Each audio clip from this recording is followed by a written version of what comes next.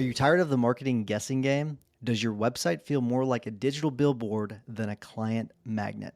If you're nodding along, you're not alone. And it's time to stop the uncertainty and start getting real results. Let's talk about your marketing spend. Are you just shelling out money every month and crossing your fingers? Do you ever wonder what impact your marketing is really having on your revenue? Well, it's time to take the guesswork out of the equation with Rise Up Media. We've been working with them for over a year, and the feedback from our fellow members has been fantastic. Rise Up Media is here to take your marketing to the next level. They'll even perform a full audit of your online presence, giving you the good, the bad, and even let you in on what your competition is up to that you're missing out on. And the best part, there's no obligation, no catch, no pressure. If you decide to work with them, their contracts are month to month. That's right. No long-term commitments tying you down. So what are you waiting for? To learn more about how Rise Up Media can transform your firms, visit riseupmedia.com/maxlaw, and Rise is spelled with a Z. riseupmedia.com/maxlaw. This is Maximum Lawyer with your host, Tyson Mutrix. So, Sam, you've been described as someone that takes ideas and you actually turn them into reality, which I think is pretty cool. And so for people that are meeting you for the very first time, what's the journey that led you to become so deeply rooted in entrepreneurship and innovation? So I never thought I'd be here. It's funny, man. On the day we're recording this, I came from a couple of meetings, so I got the tie on. But the president of the Atlanta Federal Reserve Bank was in town today. So I was in a couple of meetings that he was in.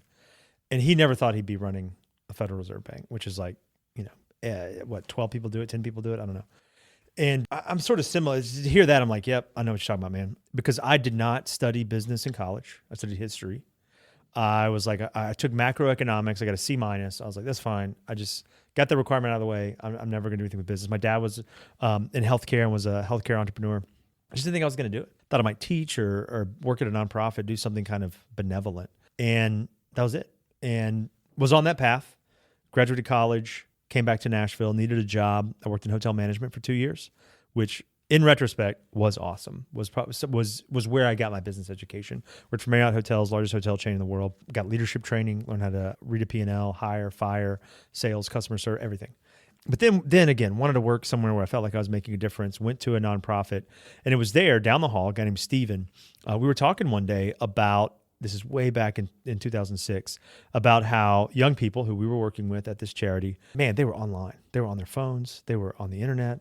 They were using these new tools like YouTube and blogging and what would become social media. How could we, as a charity, use those tools to reach more young people to spread the cause? And we were chatting, and the answer was, well, let's build a website. In other words, let's start a business. And once I got that taste of, here's a thing we want that we wish existed. It doesn't exist. Let's create it.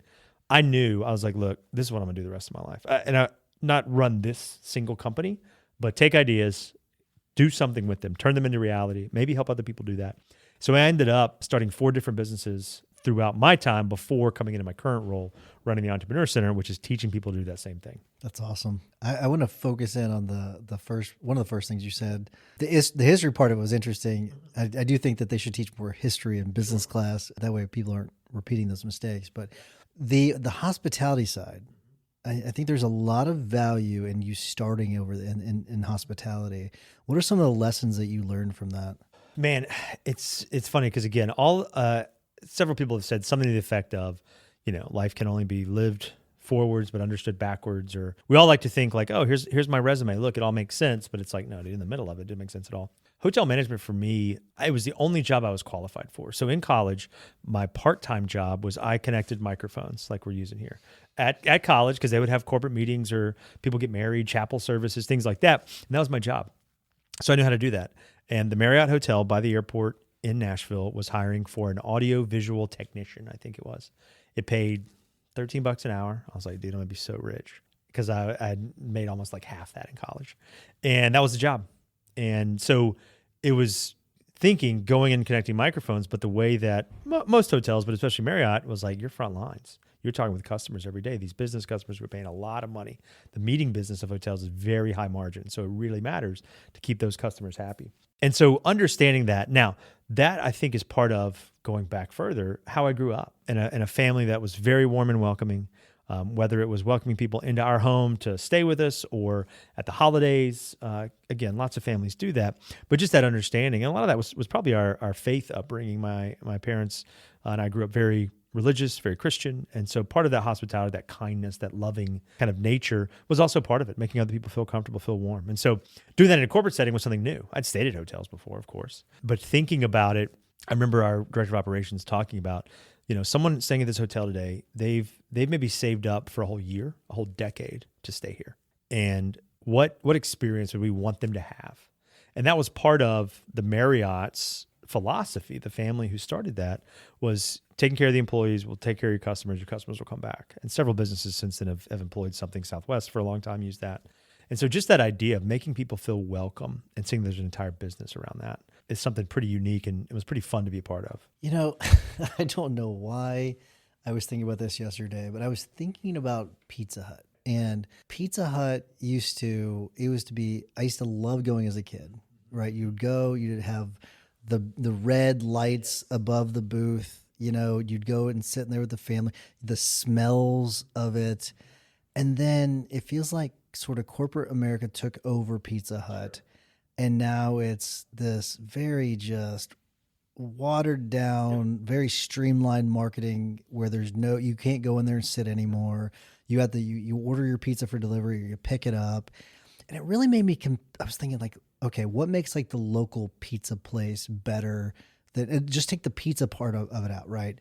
Because I used to love pizza, right? But you compare the local place to like pizza, like what's the difference? And it's like that place to go and hang out with your family.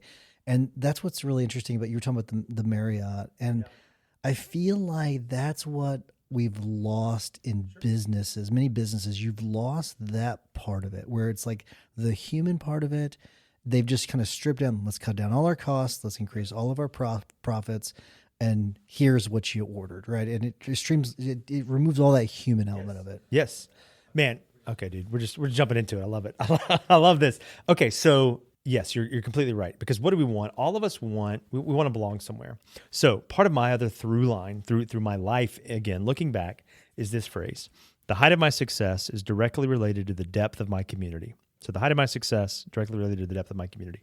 I didn't realize that in the midst of COVID, my business that I was running at the time, my fourth company, was experiencing crazy growth. We were one of the rare companies that grew during the pandemic, but I was exhausted. And I was working a lot, trying to keep the thing alive, but I wasn't able, you couldn't do this. We could do Zoom. We got great at Zoom, but even that was exhausting. I had also had a long, part of my career had been in public speaking. So getting to travel, meet people, hang out, develop relationships, give speeches, all that kind of stuff. And I just couldn't do that. And you couldn't also do like, hey, you want to go meet for coffee later or grab a beer after work? You just couldn't do it for a while. And so that was what dawned on me was, man, the whole reason I've been successful and what I'm missing right now is this connection. And all of us want it. I now give a talk where I really look at the economic viability, the economic benefit of creating community for businesses to do that. And not in a way that's inauthentic, like, hey, we'll call it community. People are lonely. It's true, people are lonely. We can get into some stats if you want. But that's what we enjoyed about these businesses like you're talking about, whether it was a certain era, was we felt like we'd go somewhere, maybe we knew the person behind the cashier, we knew the guy who owned it or who was cooking there. It was a place we could belong, a place where our family could come and like do family stuff every week. So mine, you said Pizza Hut. Mine as a high school student was Mr. Gaddy's. It was a pizza joint. Had some like arcade games, but we would go every Sunday after church. Our youth group would go. It was a bunch of guys. You get a buffet for like $6. It's a cheap buffet. Cheap buffet. Again, it's the 90s. Teenage dudes would go and we developed these rituals. Any community does. And ours was called the crust pile. So we had these rules. Rule number one, like Fight Club. Rule number one, do this. Well, one of the rules is you can't eat the crust. All the crusts go on one tray in the middle of the table and you build this giant pyramid. But it was just that idea. And then, of course, Mr. Gaddy's is gone. It's consumed by who knows whatever kind of conglomerate. Because the idea, the product they thought they were delivering was not community or a sense of place. The product they thought was cheap pizza. So what's the cheapest sauce we can get? How do we cook it quickly with the fewest amount of employees? Spend the least amount on advertising because, yes, you're right. It just became this play. And so many businesses have done that, whether it's restaurants, hotels, stores, retail. They just think that in order to compete and stay alive, and it becomes a race to the bottom. The worst part about a race to the bottom is if you win, then you're on the bottom. And so a lot of these places have felt that. And we as a society, as humans, we really want a place to belong. And that's why the places that are doing that, Starbucks is not about coffee. It did not grow and explode when it did in the 2000s. Howard Schultz, the CEO who kind of started that, took that over and grew it, he started saying we're the third place. And as at a time where now you can argue that third places, we actually need them back again. But that was it. It's because it felt like this, it looked like this. Nobody loved it for the coffee. We've gotten to befriend, I'd say 90% of the Starbucks employees at the Starbucks we go to. They know me by name. Yeah, I know them by name. And it is interesting that because they're feeling this like push and pull. It's like the push and pull of corporate America because they want to recreate that third place. That's why they're closing a bunch of stores. They're trying to really invest more into that. And they really are trying. So I'm gonna give them credit for that. But what they're also doing is that they're pushing the KPIs on the employees. So drinks have to get out within a certain number of minutes. They've got, they really, and I have noticed that they learn how to game the system. So you'll order them on the mobile app and they'll say, it's completed, the order's complete, and it's not yet complete. Well, we'll set that aside. But one of the things that they'll do is they always want to, when a person comes in, they get greeted. Every single person. So anytime you go to Starbucks, watch. If they're following the guidelines of corporate, you're going to get a greeting. Yep. Hey, welcome, good morning. They always say my name because they know hey Tyson, what's going on? Good morning. So they like that. The employees like that, but they're also getting the pull of I also have to get this drink out because they want them to engage. It's not just saying hello. They actually want them to engage with the customers. So they're getting that. They're okay with that. But then it's also, but don't expect me to get this drink out in 2 minutes. I can't do both. So how do we balance those two things? So I think, and you're right, Starbucks feels that tension. I think a couple things. One, they call their employees partners. Always have and probably always will. And that distinction is helps the employee feel like something different. A partner, like you're a co-investor in something. I'm a co-creator. I have ownership here. A lot of good benefits, a lot of things like that. So even if, I just say that because if you're running a business listening to this, if you do want more from your employees, we all need and want more. Think about ways to bring them into that mission versus just saying, here's the KPIs. Compare that to another coffee shop or restaurant that is only about the KPIs, where they don't do the things you just said. Dunkin' Donuts. There you go. And again, you can be like, well, that's a great investment. But do you want to go there every morning, to your point, if you have a choice? Now, the other piece, though, is the tension of us as the consumer. So your piece about who wants the drink out quickly? Well, corporate does because we do. And when I can just make a couple taps and order the same thing. Again, my daughter, I have a teenage daughter. She's got the Starbucks app on her phone. Of course, it links to my card. So I see everything every time she's ordering it after school, et cetera. But that's the expectation. And there's now several Starbucks. You can't sit in them. They're not third places. They're just pickup places. Starbucks also fascinating. I'll misquote the stat, but if they were a bank based on deposits, they would be one of the, call it 10 largest because of all the preloaded dollars on our app or on our Starbucks cards, just cash sitting there on their balance sheet. Great business for them. So again, they're at scale now. Now again, but contrast that not to a Dunkin' or a Starbucks, but the locally owned single unit here in Nashville yesterday, one of the longest running coffee shops, 30 plus years, said, hey man, it's time to fold it up. And they could keep going. They're doing fine. Multiple locations, roasting business, wholesale, they're in grocery stores. But the owner, he's like, man, it's been a good run.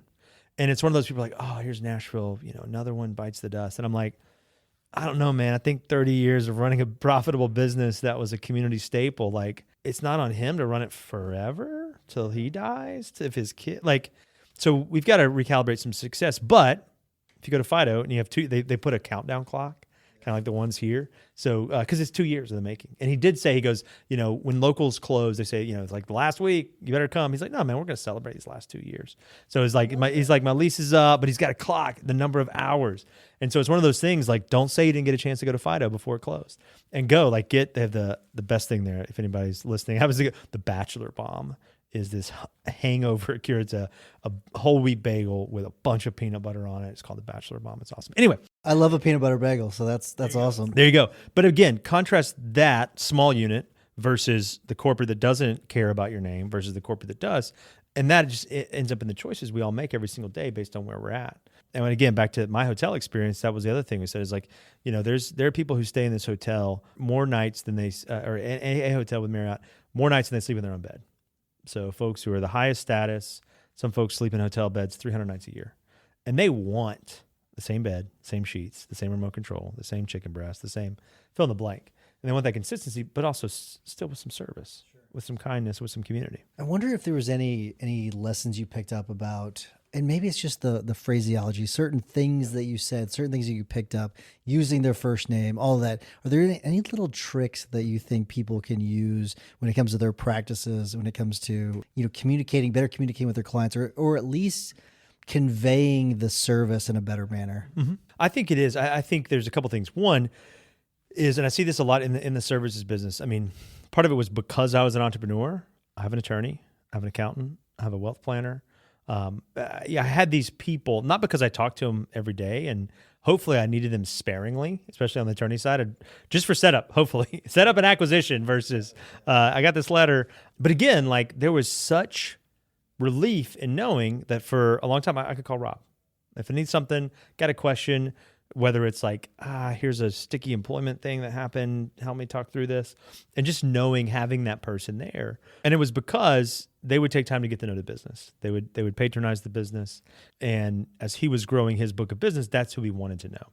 His ultimate goal, he wanted to get into estate planning. He wanted to get out of business law, transaction law. He wanted to get into estate planning, estate law. Great. And so some of that, he just knew he needed to get to know these people. But he went in through business owners as they grew their wealth. So something that he could help them plan as they headed toward retirement and into life planning. And so if it's something about them, we all have this if we're like at a big room networking meeting. Okay, Tyson, I can remember it's Tyson's name. I'm about to shake hands with 15 people. Like, so people do the trick like, hey, Tyson, good to meet you, Tyson. How's your day, Tyson? And it's like, what I'm doing at that point, whereas Also drives me nuts. It should, as it should. It's one of those ones that's like, okay, or the worst. Not to shift us too far off the topic, but whenever they're using it to manipulate me a little bit, they're like as a salesperson. Well, Tyson, they're like, listen, you didn't need to say my name right there. Like you're using it gratuitously at this point. Yes, something that I can remember better than your name, or a way to help me remember your name, is something that I also kind of gravitate to. So I heard earlier, you guys are from near like outside Columbia, Missouri. And so like earlier when we were talking with the crew that was here before you came in, I'm thinking like, okay, Columbia, I've never been to Columbia, Missouri, but I know it's kind of outside St. Louis. St. Louis just got a nonstop flight to London. I know that because I'm an aviation guy. So I read that in the headlines, and St. Louis is a pure city. So like there's these things that I can be like, man, Columbia. So like we can sort of relate on something. Now I'm forever going to know Tyson's from Columbia. So whatever that is for you and your practice, getting to know folks. I ran a gifting company for 11 years before I sold it and eventually got a chance to do what I do now. But when we would help people think through corporate gifting strategy, so law firms were our biggest client. And so they would send gifts to clients to retain at the end of the year. They would definitely send to prospects. They would send for interns they wanted to hire. There were lots of reasons law firms would get gifts. We said, look, you can send the box of chocolates. You can send the frozen steaks. But what is it that's unique about your firm? And so we would walk them through that. And then, again, our longest running client was the largest law firm in town. And then we got to a point where they said, man, if you really want to impress this executive, what do you know about their spouse? Or what do you know about their kids? Or what do you know about their hobby? Because again, you could send them some nice coffee. We can send them some unique, we specialize in kind of artisan-made goods. So it's not the same stuff from every city. We worked with multi-city firms to send a coffee from each city, for example. But we started to say, like, what if you spent this allocation, instead of the executive who has everything, the guy running a multi-million-dollar company, healthcare executive, he doesn't need another set of leather coasters. He does not need, another rocks glass or even a nice bottle of whiskey. Do you know what his wife likes to do? Where's his kid go to college? Where did he go to college? So again, there's those elements that you can, if you're willing to do a little bit of research or make that blatant and memorable when you have that next sort of discovery call or meeting, just to say, yeah, man, he mentioned he just went to a golf trip to Scotland. He loved it because his family's from there. You file that away somewhere. And you want to remember it, but put that in your CRM, store that, and then randomly or whatever you send something, or you just bring that up. hey, last year when we met, you had just come back from that Scotland golf trip. Did you go back? Or, oh no, this year we went out to Bannon Dunes. We played Oregon for a little bit. So whatever those things are, it's a little bit of effort, but it's that special touch versus, hey, I saw the quarterly returns were great. So you mentioned aviation, so I'm going to take this opportunity to actually plug something that is related to gifts. One of the best gifts I've ever gotten. So a guy named Matt Burke, he's sponsoring Max LawCon, Zillametrics. I'm gonna plug them too. But so I'm a private pilot. I like to fly Cessnas. We own a Piper, but I like to fly a Cessna just because I like taking people up in the Cessna so they can see under the wings, all that kind of stuff. He sends me last week. I get this box. I'm like, what is this? And it's says fragile, and I open it up. It is a Cessna with our firm's logo on the side of it, and I'm like, and it sits on this little stand, and it's got. So we have a trademark, strike fast, strike often. And so it's awesome. Just the coolest gift, right? It's got that on it. Just amazing. And so there is some people are just really good at gifting. Some people, and about your other point though, actually paying attention to people, listen to people. I used to do this game where I'd go get my hair cut. And I love doing this with people, right? Where I had in my notes app, every time I would try to pick up new information on the guy that was cutting my hair, right? So I'd go, he'd cut my hair, and he'd tell me all these things, right? And I would immediately go and sit in my car, make notes of it, right? And then I'd come back. I would make sure that I hit all the things that he mentioned, every single thing. Yeah. He would tell me, I would get more information, write it down. And so he would start saying, your memory is incredible. But no, yeah, nobody's is. No, there's a trick for everything. Yeah. And I think to your point, it's two things. One, we all want to be noticed, recognized, to your point about whether it's the name in the coffee shop or just saying hey, Barbara, last time you mentioned this. Because we, deep down, that's how we're wired. That's who we are. We just want to be noticed and known by somebody. And therefore, because in so many places that seek to anonymize that, or where you are a number or a transaction, it's hilarious how easy it is to stand out by doing that simple thing, which businesses used to do all the time. Because you weren't customer number 1471, you were Tyson. And yep, Tyson's coming in. He always likes to eat the whatever. Because there was no CRM, there was no record, now we can have digital tools that help us, especially as we're growing our business and we have hundreds or thousands of clients and touch points.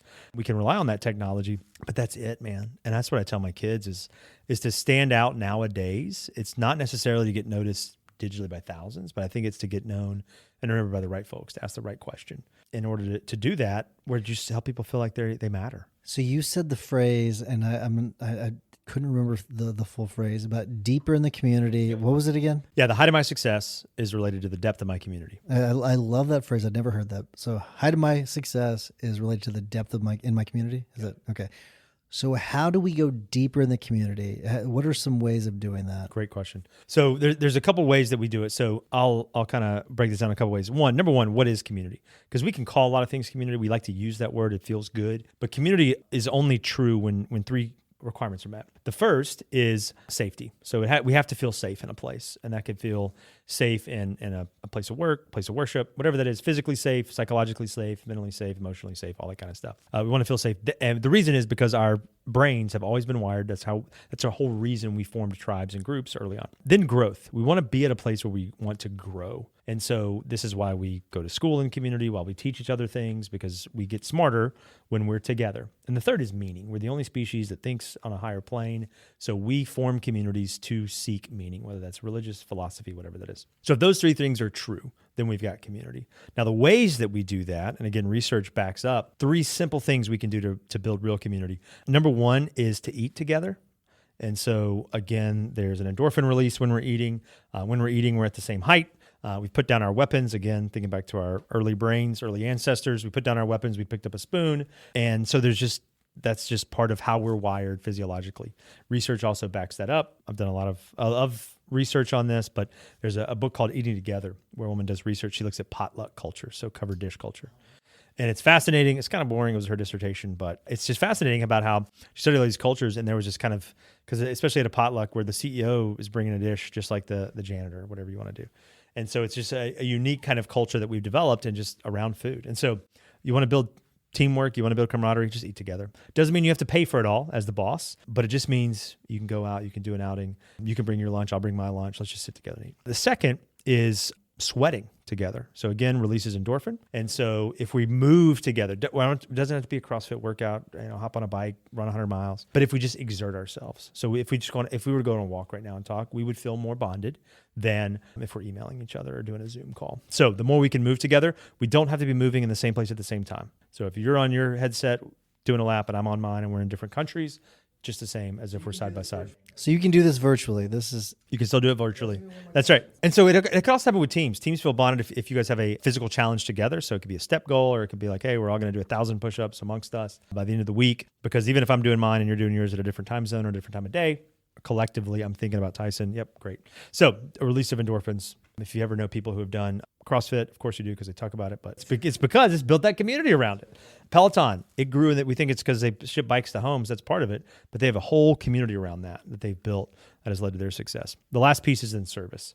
And so if we serve together, do something charitable together, again, doesn't have to be at the same time in the same place, but teams who serve together bond as well. And so again, it's that active service. I see you at your kindest if you're reading to a kid or doing a food drive or building a habitat house. So if we've got a team, if we've got a group of people that feels safe, wants to grow and finds meaning together, the next thing we want to do is set up some kind of routine or ritual around eating together, serving together, or sweating together. We'll keep building those bonds in that way. We think it's trust falls. We think it's filling out the survey. Tell us your most embarrassing moment. Those things, they don't hurt, but if you really want to cut down and jump into it, do those 3 things with your team. Do them with your customers. Do them with your family. There's a reason, and we probably remember it as kids, and if you're a parent, you do this too. You sit around the dinner table, we're eating, and so how was school? Fine.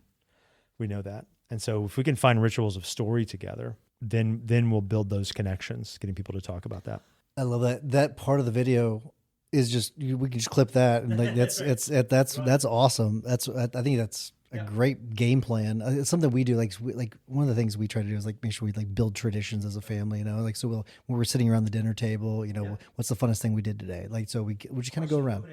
Opening questions like that are great. I mean, like why you could have done everything that you're doing these next couple of days. You're in Nashville. That's awesome. Love having you here. Could have been an email. Could have been a call. But no, there's something valuable about doing it in person. And there's in the addition of physical presence and all the things, seeing each other, getting that reaction. But there's something else you can add on top of that. And so for remote teams that are spread out, multiple offices, or the value of remote work, love that. Maybe you come together once a year for a retreat. Just at the retreat, make sure you're eating together, you do something to sweat, and you do something to serve as part of that retreat. And you'll bond more than just, hey, we got a fun trip to Nashville or Cabo or wherever the corporate. So does it matter how often those things are done? It doesn't. You need to do it with some regularity so it creates routine. And so that's the hallmark of communities, that we have rituals and routines. And so as well as rules. So who's in, who's out, but don't do this or else you are out, because that hurts the community. But yeah, those rituals and routines allow us just a repetition, another R word, so we know what it means to belong here. So yeah, it again, it can be based on budget. That's why I tell people you don't have to buy dinner for everybody every night of the week, or maybe it's once a quarter you splurge, or once a week. An example I'll give is even before I was a leader, because a lot of times I talk to either up and coming leaders or folks who aren't C-suite just about what can they do. Because young people especially, the younger you go generationally, the more lonely they index. And we think, but they're on their phone, they're connected, they're talking to their friends all the time. They are chronically lonely. And so I tell folks, especially young people in their companies, what can they do? One thing we did is one of my first jobs, we got together, we were talking about cool restaurants we liked in Nashville. Again, back to local restaurants. We're like, do we want to do like a lunch club? Just like on Mondays at noon, everybody can take a lunch break. Anderson, where should we go next week? And we'll just go. And everybody pays for themselves. If you didn't want to go or you couldn't go one week, that's fine. But it was just so everybody knew what to expect. So, hey, we're just going to go eat together just to build this community. And hey, this is what, Sarah likes. It's in her neighborhood. Cool. I never heard of it. She's going to take us to a new cool restaurant. Awesome. We did that. When we ran my gift company, we worked in a warehouse, very diverse workforce. And so we would do where folks could kind of bring in food from their home that they cooked from wherever they were from. And it was a cool way to experience that. And they felt, again, that was their active service. Hey, I'm going to cook food for the team. We especially did it in December because we worked crazy hours around the clock to get stuff out. And so we would buy dinner, have dinner brought in. Every night we stayed late in December. That was part of the deal. We'll pay for food if you'll stay to work. So yeah, that's fine. We're making a ton of money in December anyway, so we can splurge for food. We didn't do it any other time of year, and that's okay. So whatever those routines are for that cadence, and we got more out of our people because they felt connected to each other. So they'd step in. All right, somebody's slipping on the line. They're getting tired. I'm going to go jump in and help them out. What do you think? I want to ask you about the gifting company in a second, but what do you think Peloton did to screw up? Like, because their stock plummeted. Like they're in the toilet right now. So like, how do you think that they screwed things up? I think probably a couple things in retrospect. And one is like, take the volatility of the stock market out of it. I think there was a lot happening, obviously, in 2000 and 2001 in terms of these pandemic companies. I mean, we bought a Peloton. I mean, we bought a Peloton, and I'd never ridden a bike, but did it. And I was like, this is cool. I can do it in my house. Great. It was affordable. Made sense. We weren't going to the gym. We weren't doing anything else. Oh, wait, there's these leaderboards. Oh, wait, I can be friends and see their workouts. And oh, wait, I'm trying to get to 100 rides and 1,000 rides and all these things. So again, they got that really right. They expanded it beyond the bike. So you could argue they had a rower, they had a treadmill. I'm sure there's sort of a reason that might have made sense. So I go back and forth between should they have focused, stayed in the lane. Chick-fil-A just does chicken. So like, do you just keep doing the bike? So that's the name, Peloton, literally a group of riders, and not seek to grow so fast. I think in that era, you had a couple companies. There was another one, I think it was called Drizzly, that did alcohol delivery. And so based on where you work, because alcohol is regulated sometimes even at the county or city level, but they figured out a way where you could order beer or wine or whatever and have it delivered to you based on all this. They eventually sold, but they had to sell or else they were probably going to go out of business based on where they were. And so that was a function of people were at home, alcohol consumption went up. And so that was a business that started and kind of was a product of its time. The other piece, of course, nowadays is people are back in gyms doing just fine. And so how do you differentiate in that world? So I think it's probably a combination of those things of cheap capital at the time, IPOing when you could. And then, man, hardware is really hard. I know that from a gift company. I mean, again, we were essentially a hardware product because we were physically sending molecules, so to speak. And so anything with the hardware, like whether it's a cell phone or a bike, is also just another layer of difficulty. And they got so popular, the wait list, a lot of people were fine to wait. But some people were like, I want to do a bike 6 weeks ago, but not now. Yeah, no kidding. All right, so let's talk about the gifting, because we used to use a company called Send Out Cards. Yeah, okay. And like we would automate gifts and things like that. And it was great. And I just learned the other day that they closed down. Because I was like, I wonder what happened to that company. And like, I don't know what happened, but I wonder why'd you get into it and why'd you get out of it? Sure. So I got into it, again, not thinking it was going to become the biggest company I started of the ones I did. At the time, this is 2012. So a couple things sort of happened that all came together.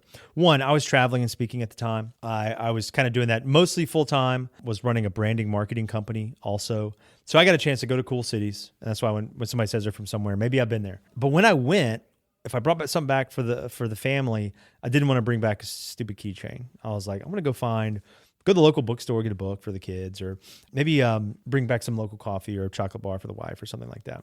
So that's what I would do. And I would think about that in Nashville because I knew local coffee place and stuff I liked. 2012, friends of mine in Denver talked about Nashville. So cool. We love coming there. I was like, I'm going to send you some of my favorite stuff. Hop online, a search, Nashville gift, local gift. Two things popped up. One was Jack Daniel's barbecue sauce. Love all those words, but just not something I used. And a shot glass shaped like a boot with the skyline and the word Nashville on it. I was like, no, it's not what I want, man. I want this coffee. I want these marshmallows. I want this chocolate bar. I want this. So I spent half a day running around town. I stood in line at the post office, mailed it. I was like, God, why is nobody doing like a cool, nice Nashville gift set? I know it's made here. So I talked to two buddies who I had started companies with. I was like, man, do you think, should we open a store? And they were like, no. We've never worked in a store, much less run one. Why would we do that? You have to sign a lease, hire people, inventory. That's dumb. And I was like, I know. Especially the inventory part of it. That's the tough part. Exactly. And I was like, well, but don't we like this stuff? Yeah. So the idea instead was a subscription box. This is when Dollar Shave Club, Bark Box, Birch Box, all this was popular. So we said, what if we had a Nashville subscription box where you could get sight unseen 4 locally made things? Maybe it's popcorn, jam, candles. And we'll get people like us, locals who love the city, just as like, here's a way to discover stuff. So if you didn't make it out to the farmer's market or this fair or this boutique, you can see what's here. Cool stuff's here. I said, all right, let's do it. So built the website early 2013, and we thought this would be a side hustle. We'll get maybe 200 subscribers like ourselves, but that's fine. Side hustle would be great. We'll get together once a month. We'll go find some stuff. We'll pack it, ship it, neat. And so we launched in the summer of 2013. That first month, we got 200 subscribers. So we're like, okay, had a schedule. That's pretty good. That's pretty good, yeah. That's pretty good, right? Yeah, all right. It went out, and people got it. And a couple things. One, they shared it. They were like, this is so cool. What a cool service. And people shared it online. Media covered it. A very popular local kind of lifestyle blog covered it. I woke up the next morning after they covered it. I had 600 new orders. And I was like, oh man, that's more than 200. Hey guys, where do we get 600 boxes? Where are we going to pack 600 boxes? How do we get 600 boxes to the post office? And what we also noticed was, I think it's cool, to your point, I think it's cool when you can personalize a gift message and not this printed out on some slip of paper you lose. I was like, we should handwrite gift notes. Because again, these are mostly going to be locals wanting to find local stuff. We're not going to handwrite that many. 80% of our orders from the day we started till the day we sold it were gifts. So we realized this is not locals buying it. It's people sending them to kids at college, sending them like, hey, miss you. Thank you for this. Deepest sympathies. They just wanted to send a taste of their hometown. And 3 months in is when we got our first corporate order that said, hey, we normally get an intern at Christmas. We clear the conference room for 3 days. We make him go around town with the company card and buy this stuff and pack it, and we go deliver it. You're telling me you guys can just do that? If we just send you a spreadsheet of address, you're like, yeah, we'll do it. And we made as much on a corporate gift as we did a 3-month subscription with fewer cost of goods, fewer shipping. We said, let's do more of that. We eventually opened a retail store, and then eventually we started doing that in other cities. And then eventually we grew, especially during the pandemic, where it became more than just the geography.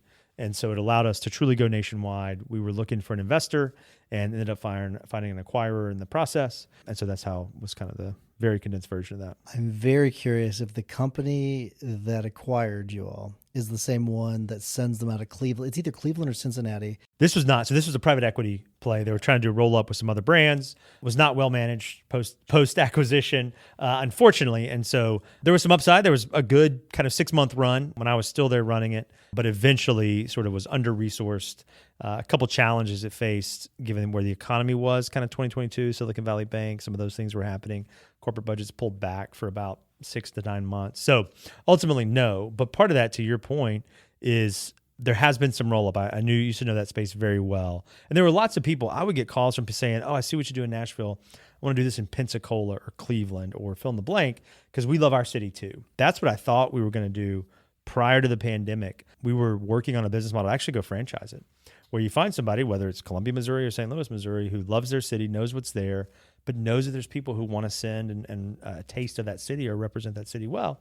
And know everybody and know who those corporate buyers are, realtors, attorneys, CPA, PR firms, client-based businesses that need that touch point, that this is a great option that you could fully customize, make authentically yours. And again, whether it's including a note or put your logo on a mug, let's do that with the local coffee. We eventually got into helping our small business vendors offer that custom-made thing because corporates want their logo on stuff. I get it.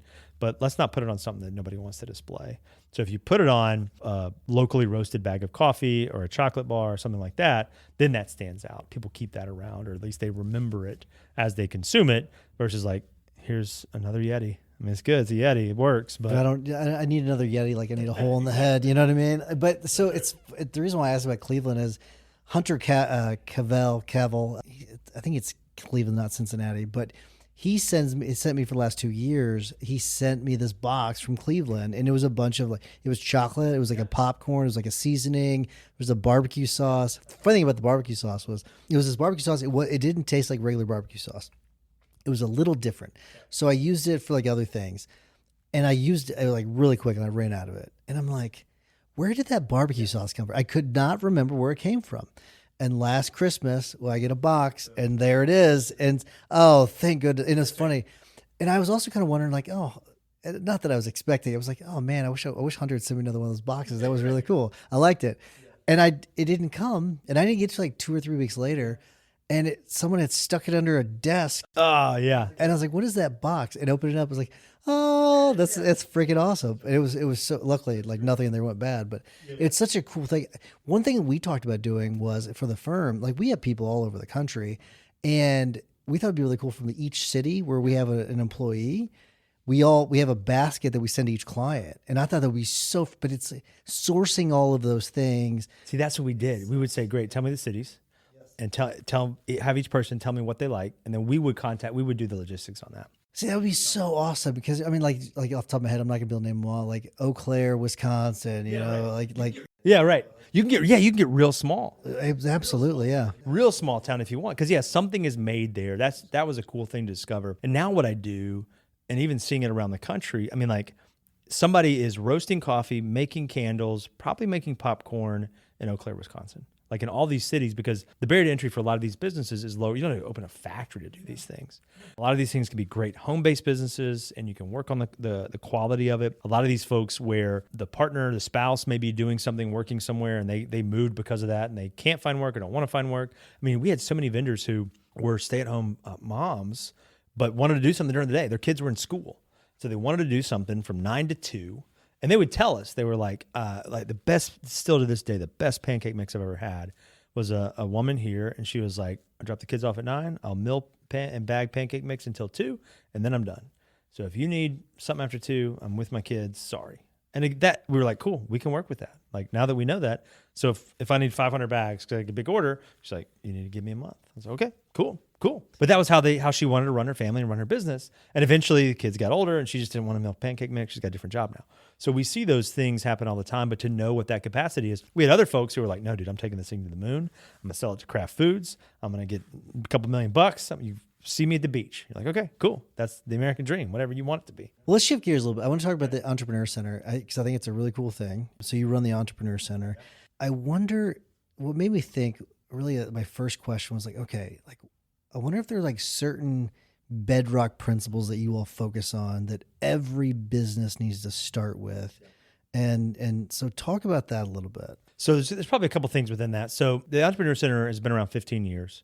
We exist to help anybody in Nashville who wants to start and grow a business. And so you could do a law firm, you could be starting a software company, you could sell on Etsy, whatever you want to do, whatever you want to take it, that's your dream. We've got folks who want to raise a bunch of money, IPO, great. We have other people who are like, I'm just trying to create a great business, hand it off to my kids, cool. So whatever those industries are, we have something for you. A lot of that, and this is where it gets into the principles. Again, go back to those connections, that community piece. The number one thing that will grow your business other than sales is a mentor. So we have an army of 150 volunteer mentors who are ready to help any of our member entrepreneurs. And it could be a quick thing. Hey, I've never hired anybody. I'm about to have an interview tomorrow. What should I ask? Maybe we should ask the right thing and pick the right person. It could be strategic. Hey, my landlord said I can expand in the unit next door. Got a great deal. Am I ready? Can you help me look at the numbers, figure out if this makes sense? Whatever those are, dial them up. Sometimes it's just, hey, I've never done this before. You're a 8-time entrepreneur, man. Can I just chat? So whatever those are, we want to connect you to the mentor, number one. Number two, then, it is some of those principles. So we kind of look at a couple different areas. Number one is what we call product market fit. So does your product fit the market? So back to me and my gift company, we thought the product for the market was a subscription box for locals. Nope, it was a city-based corporate gift for the corporate buyer. And so we didn't know that until we got to market and we were able to pivot. If we had stayed in the subscription space, we wouldn't have had the success we did. And so we encourage those founders to figure out what is that product market fit. The number one way, ask people. And so we have part of our accelerator programming during that week. We talk about that. And then I issue a challenge. Hey, next week when you come back, I'm going to ask you how many customer discovery conversations you had. And it's usually, here's what I'm working on. Does this sound interesting? Does this meet a need? What would you pay for it? And so it's covering those things. Because you could think, hey, here's the service I'm offering. I'm going to charge $50 for it and it does this. And everybody says, I don't want that, or I wouldn't pay $50. You're going to save some time. So you're not even talking like formal surveys. You're talking about... Nope. This is just, and you can do that before you incorporate, before you name the thing, asking people, what is your biggest pain point and what would you pay to have that go away? Sounds like the mafia. But what would that, and again, it could be something as simple as, I got these ants outside my window. I'll pay $100. Or it could be like, no, man, when I have to schedule my employees, it takes me 6 hours. And man, if my time is worth $100 an hour, I would pay somebody $600 a month for a scheduling software that worked. Great, let's go. Let's sit down and talk about what doesn't work about your current and why it takes 6 hours. So that's lets you in to know, because you can have a great idea and you could love it, but if people aren't going to pay for it, it is not a business, man. It's a hobby. Is part of that process getting them used to going out and talking to people? Absolutely.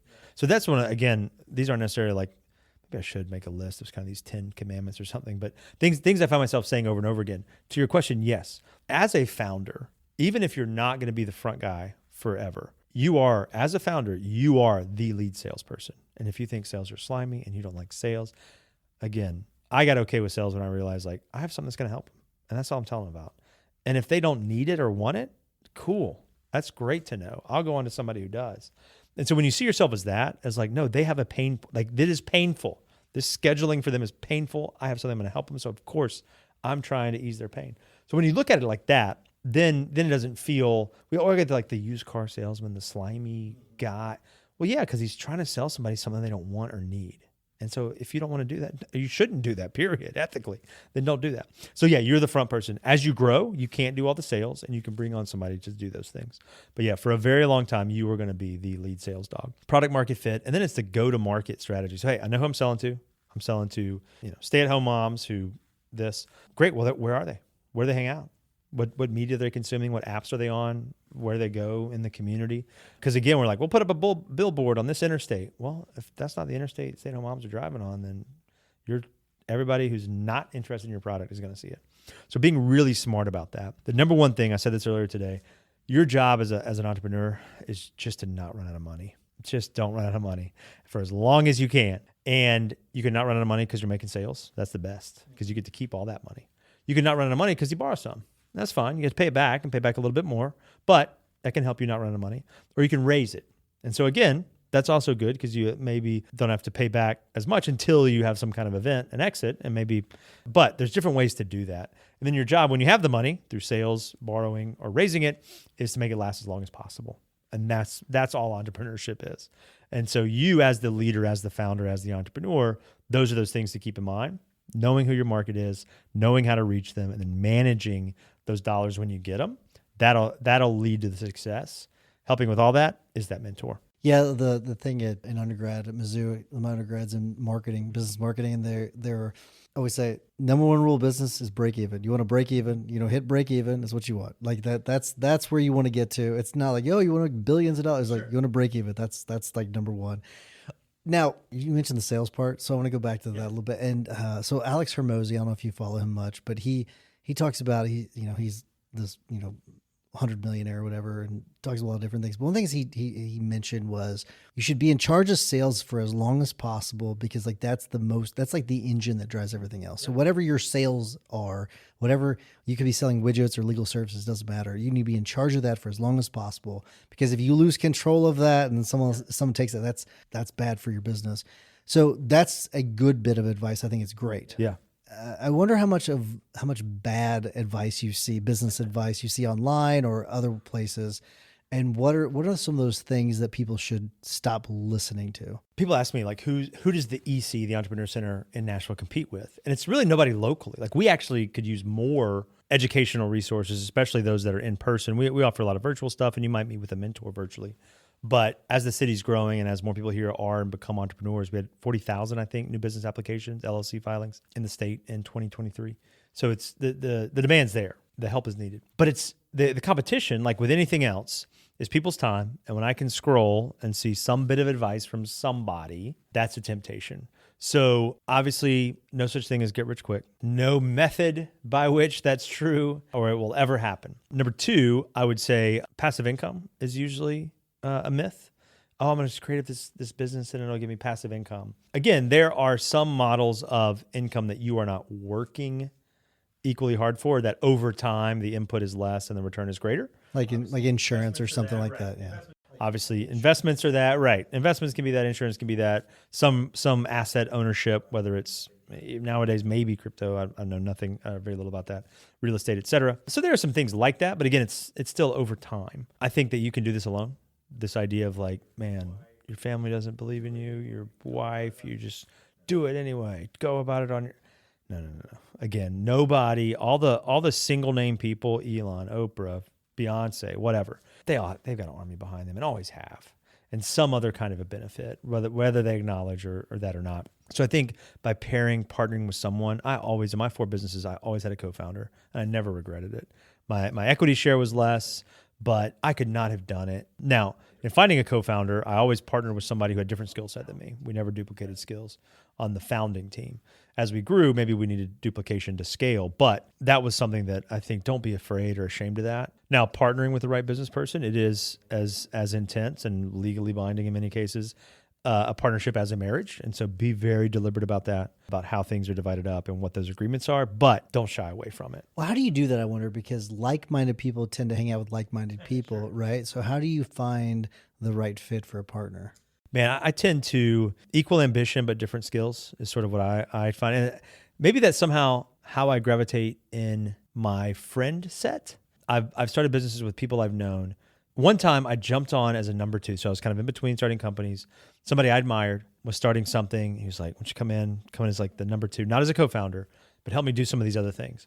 And I realized after about three months in, we both sort of realized like, we've got pretty much all the same strengths.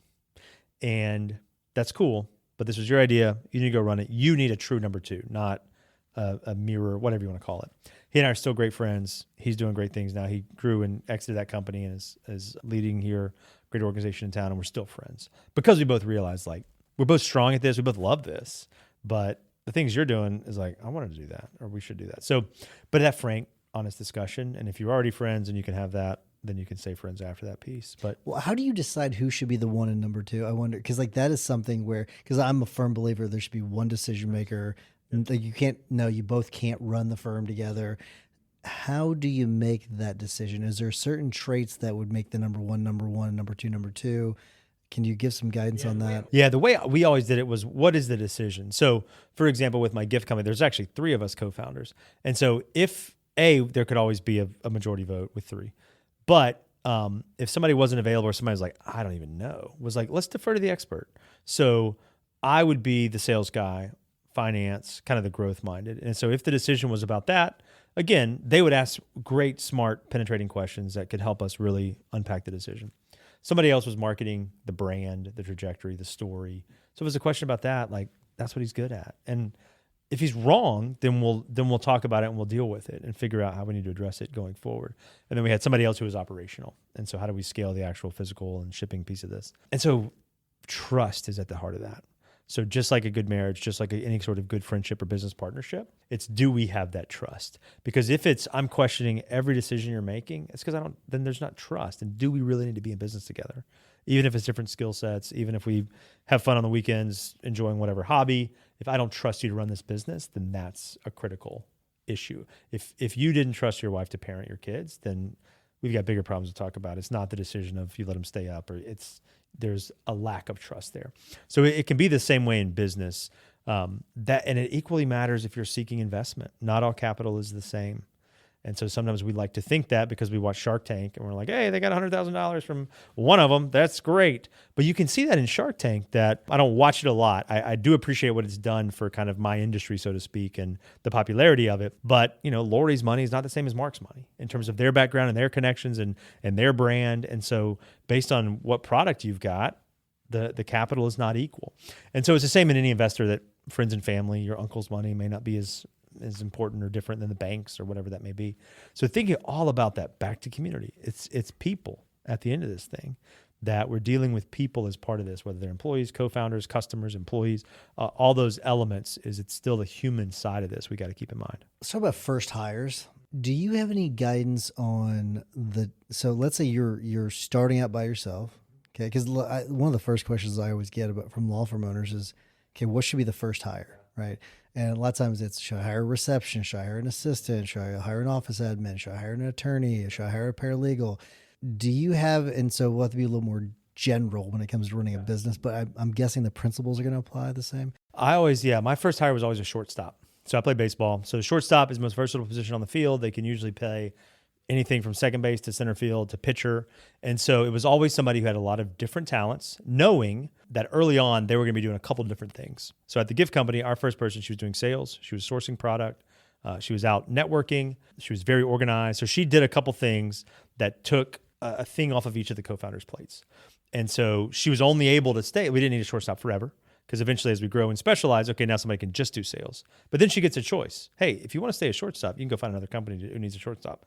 But are you ready now to move from that into just sales or just this other product? It's like you read my mind, because I said, I was going to ask you, you're basically hiring them though, knowing they're not going to be around forever, because definitely not in that position. So you answered that question. My follow-up is going to be though, isn't that person really hard to find, and are you going to have to overpay for that person? The height of my success is directly related to the depth of my community. So every time, especially in the gift company, that we needed a critical hire. So that first hire was somebody that had interned at my very first company, and we just stayed in touch and what they were looking for, and we kept chatting. We eventually did open a retail store, ended up being $1 million part of our business. We needed somebody to run a retail store. We're just three dudes who, we've been to stores, but a friend of ours who had been a regional merchandiser for Gap, she was like, kind of ready to live corporate. I've always wanted to own my own boutique, but I don't have the money to open mine. And we were like, what if you open one like for us? You had complete control. And she was like, sounds awesome. So beautiful store, beautiful element. We had to design that store. Her husband was an architect. He's like, I normally design boring medical buildings. Like, I'd love to get back to cool stuff and design a beautiful store. So it's building that, building your network before you need it. As a phrase, dig your well before you're thirsty. And so understanding, like, can you meet today? Hey, I'm thinking about starting a firm in a year after that, I'll need a shortstop. Go meet some folks who in your space would like that. And it's so interesting now where maybe we're in a different labor market, TBD, but people are looking for meaning. Back to that safety, growth, and meaning, 3 elements of community. Meaning is hard to find, especially in the corporate space. I think you'd be surprised about how many people want to help a friend, want to help somebody start something new, want to try that out. Because if you are in a large corporate job, legal side or otherwise, you can probably go back to a large corporate job. By and large, you've proven that. Great name on your resume, been there a couple years, several years. Like, based on where you're at financially, talk to your family, but you could probably try something out. So those people are out there. You don't have to go find some college kid that you're spending half your time teaching how to be a professional. You can find those folks. So if you start now, don't start when it was like, I needed a shortstop 3 weeks ago. The only exception that I'll say, obviously, if you're in a specialized field, if I'm running a hospital, I need a nurse, is what are you doing as the founder that you don't need to be doing, that a lot of people can do just as well or maybe better? So I was balancing the books every month because it's math, it's a spreadsheet. I got it. Man, if I can stop doing that, and there's 1 million people who can balance the books, enter the ledger, et cetera, I can spend 3 more hours a week on sales. And that will create more than enough money to go pay somebody to do the books. So you can start to carve out a few things like that until you bring on a full-time hire. And so either identify those with you and your founding team. Great, that's 40 hours amongst us. Here's the list that the shortstop's going to take care of. Or if it's just, nope, I'm only going to bring in somebody for 10 hours to do this. But you've got to be clear on how that allows you as the founder to create additional wealth, to pay for that person and then some. Otherwise, you're never going to scale. Maybe it allows you to sleep an extra hour, and you really need that right now. That's fine too. That's right, because again, you can get that hour and create value from that. So that's where you just do that math. It can be quick, back of the napkin math, but show that there's value there to figuring that out, and that it's worth. You're going to create kind of that wealth or that extra revenue from farming that out and hiring that out. My last question. Let's say that a law firm owner comes to you, says, I'm going to start a law firm in Nashville tomorrow, right? And give me your best advice. What are you going to tell them? Show up. So Nashville is a town that will say yes to meetings. Say yes to the first meeting, and you earn the second one. So it's a nice enough town that, hey, I'm new to town, starting a law firm, trying to get to know business owners. Can I take you to coffee? You ask 100 people, you'll get 95 yeses. Now, if it's, hey, great meeting you, learning about your business. Can I send you a proposal for what I think I can help you with? You just told me your pain points. I think you need maybe some legal eyes on something. Can I send you? That's what you've got to earn and kind of show up, show you're authentic, that you're not just here, screw Tyson, he didn't want my business. All right, I'm never talking to him again. Show up at things. This city has enough stuff going on through our civic groups where you have opportunities to plug in a meaningful way. And it's funny, this town built on songwriters, very collaborative in nature. Every songwriter I've heard when I go to a songwriter night, they always say that Nashville is a 10-year town. You move to Nashville today as a songwriter, you're probably not going to have a number one hit until 2035. You got to know people, you got to write some songs, you got to play out, you got to get booed, you got to demo, you got to meet people. And they're kind of, sometimes you get a couple years earlier, sometimes nobody shows up and in a week they've got a hit. And so I don't think on the business side it's a 10-year town. I think it's at least a 1 or 2 year town in terms of getting to a level where people know you, refer you, patronize you, those sorts of things. And I think if you're willing to put in that kind of work, the city will see that, know it's authentic. I don't know the exact stat, call it net, 100 people move here a day from all over. Some have jobs, some are starting companies, but that Nashville thrives on that, of welcoming the outsider.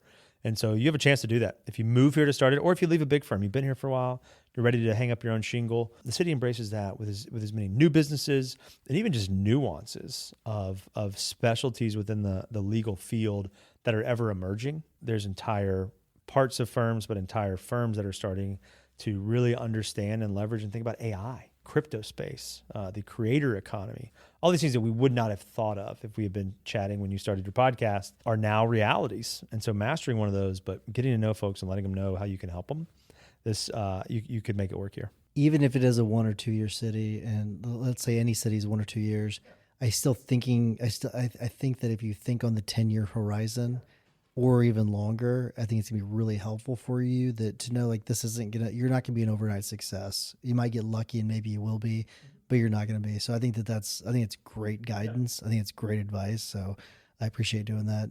Sam Davidson, thank you so much for doing this. Really appreciate it. Hey, thanks, man. This is a fun chat.